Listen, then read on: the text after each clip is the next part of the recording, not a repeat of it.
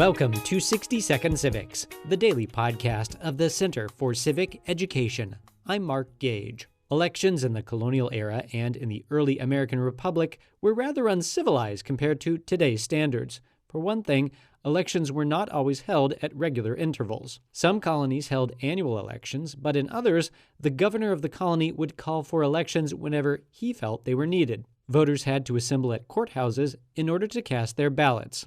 For many people, this meant traveling long distances, particularly if they lived in rural areas. Some colonies used paper ballots. In others, people voted by voice or by rising from their seats, meaning they had to say aloud which candidate they supported or stand up when their candidate's name was mentioned, and someone counted the votes. This obviously increased the likelihood of electoral fraud and voter intimidation. Elections were also times for socializing, eating, and, notably, drinking.